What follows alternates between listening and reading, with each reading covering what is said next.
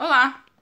Vamos dar início a mais uma videoaula, tá? Depois de termos estudado aí as fontes históricas, né? O conceito de história, né? Do que é a ciência história, termos compreendido um pouco sobre a evolução humana, né, com os estudos da pré-história, termos entendido as teorias dessa evolução, termos compreendido a Mesopotâmia, seus povos, sua localização, sua política, sua economia, sua cultura, termos entendido também, né, o Egito, sua localização, sua política, sua economia, sua cultura, além, né, desses estudos, também fizemos aí os estudos sobre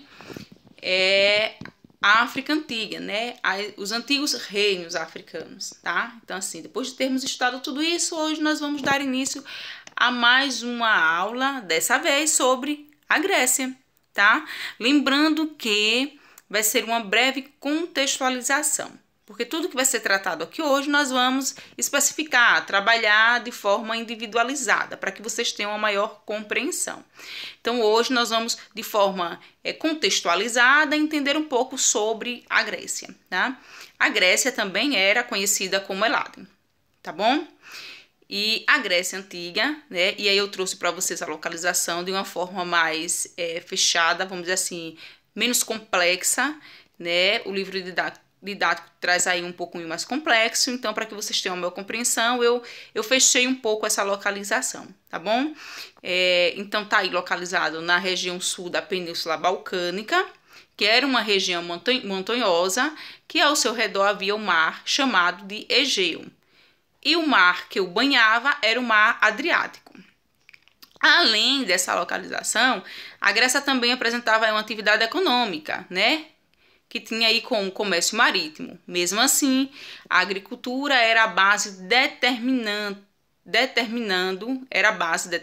a divisão social em camadas, pondo a aristocracia como dona das terras cultiváveis, ou seja, era a agricultura a principal base econômica, né, da Grécia, né? E era essa base econômica que fazia e que determinava a divisão social nas camadas, né, partindo da aristocracia, né? Ou seja, né, quem tinha mais terras cultiváveis, né, estava ali no poder econômico.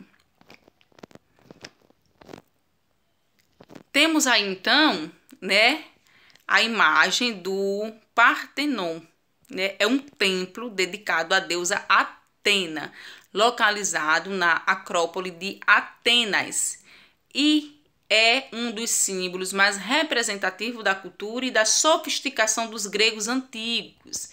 Vejamos, temos dois termos aí. Temos Atena, a deusa Atena, tá?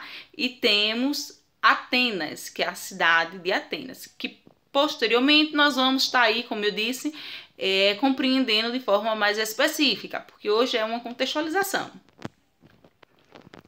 A Grécia também é uma civilização grega, né, que deixou um grande legado cultural e filosófico para o mundo contemporâneo.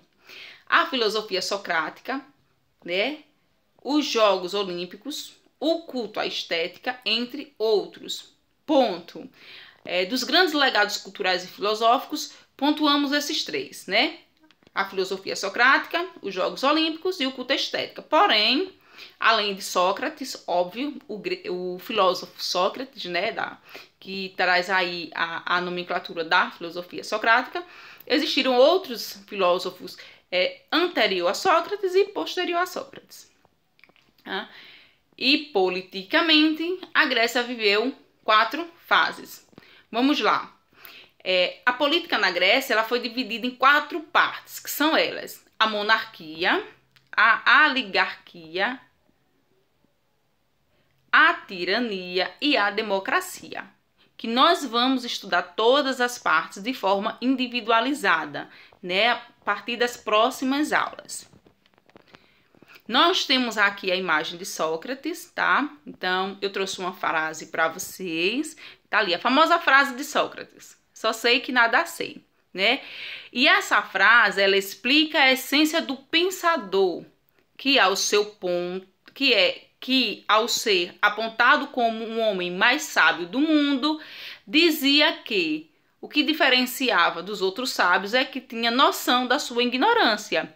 E aí, quando ele diz assim, sei que nada sei, ele quer dizer que ele não sabe de nada, que ele aprende constantemente todos os dias. E aí eu deixo uma pergunta a vocês. Vocês aprendem constantemente todos os dias sobre algo?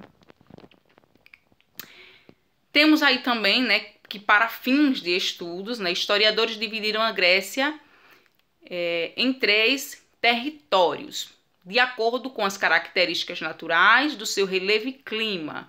E aí eu trouxe essas 3 divisões, que também nós vamos estudar de forma individualizada lá na frente. E aí nós temos a Grécia continental, né, que é um território, a Grécia peninsular, que é um segundo território, e a Grécia insular, que é um terceiro território, que iremos estudar a partir das próximas aulas de forma individualizada.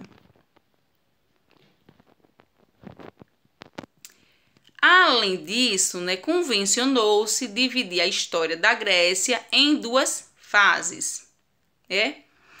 Temos aí o período pré-homérico, o período pós-homérico. Essa denominação está relacionada ao poeta Homero, né, que escreveu aí as obras, né, Ilíada e Odisseia, né, que contava aí os acontecimentos que existiram dentro do território grego, né? Mas, né, os acontecimentos anteriores a essas 2 epopeias, né, dos quais não há muito vestígios históricos, são considerados de pré-homérico, tá? Temos também aí o período pós-homérico, né? No período pós-homérico, que está dividido em 4 fases, de acordo com a produção política e filosófica, ou seja, temos o período pré-homérico e o pós-homérico, tá? No pós-homérico, esse período para estudos foi dividido em 4 fases: pré-homérico, período arcaico, período clássico e período helênico, que também iremos ver, né, de forma individualizada, da mesma forma que vamos ver todas as outras partes que trabalhamos. Espero que vocês tenham compreendido as divisões, né, do território da Grécia, as divisões dos períodos, né, como a Grécia ela teve aí um legado muito grande dentro da filosofia e da cultura, porque a partir da próxima aula nós vamos ver tudo isso de forma individualizada, né, bem contextualizada, para que a gente possa estar discutindo esse grande legado cultural, esse grande legado filosófico e essas divisões de período, tá bom? Até a próxima aula.